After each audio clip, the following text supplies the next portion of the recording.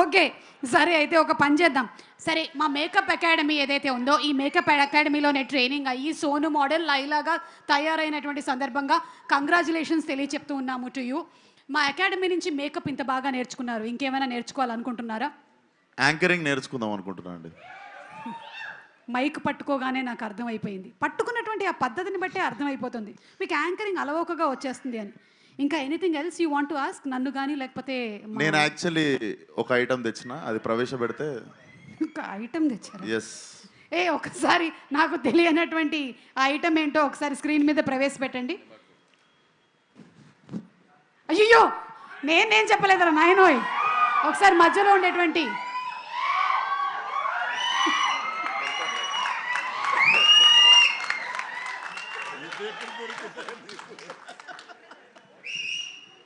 Sir,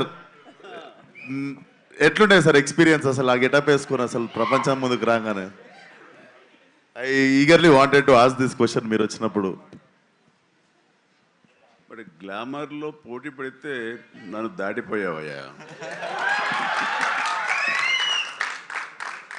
ఇక్కడంతా కొంచెం కళ ఎక్కువైంది, నీ దగ్గర మాత్రం బొద్దుగా ఉండేసరికి ఆ కళ అసలు వేరే. నాలాంటి వాడికే కొంచెం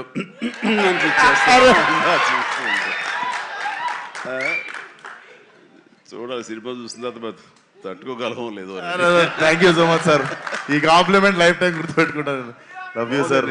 నేను చూసే కొన్ని డికేడ్స్ అయిపోయింది ఇది ఫొటోస్ చూసి. Good, thank you.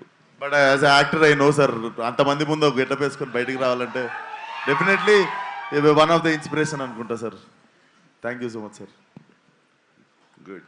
Chiranjeevi garu, ఒక క్వశ్చన్ అండి. ఆ రోజు మీరు ఆ గెటప్ వేసినప్పుడు మీ అమ్మగారి రియాక్షను, మీ ఆవిడ గారి రియాక్షను ఏమైనా గుర్తున్నాయా? వాళ్ళు నన్ను చూడలేకపోయారు, అసలు కనపడదు, మనం మీసాలు పెంచుదాకా మా ముందుకు రాకండి అన్నారు.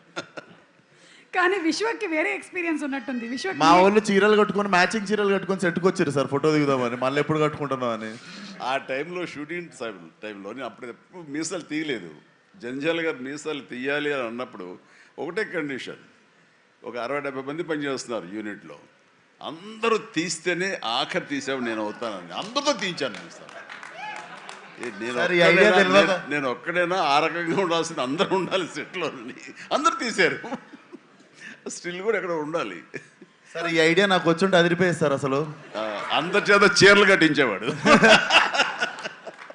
ఫస్ట్ మీ డైరెక్టర్ రామ్ నారాయణ గారితో మీసాలు తీయించారు అందరికి. అసలు నాకు ఈ ఐడియానే తట్టలేదు అసలు. అదే అంటే ఆ రోజుల్లోనే చిరంజీవి గారు చాలా అలా కంఫర్ట్ ఉంటుంది చేశారంటే తెలుసా, అందరికి తీసేస్తే నాకేముంది అన్నట్టుంటుంది అసలు. ఏం పర్వాలేదు విశ్వక్, ఈ రోజు మీరు ఇది మాట్లాడారు కదా, రేపటికల్లా మేము రెడీ అయిపోతుంది చూడండి.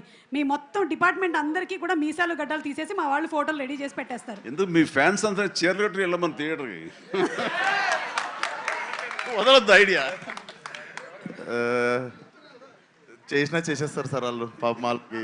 అంటే ఈ లైలా February 14th సింగిల్స్ వచ్చి థియేటర్లో కలవమని చెప్పాడు కాబట్టి ఎలా వస్తారు అనేది మీకే వదిలేస్తున్నాము, చూద్దాము ఎలా వస్తారు. So thank you so much Chiranjeevi garu, and thank you Vishwak.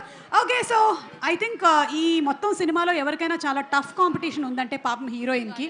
ఏ సినిమాలో అయినా సరే హీరోయిన్ అందంగా కనిపించింది, హీరో ఏమో హ్యాండ్సమ్గా కనిపించారు అని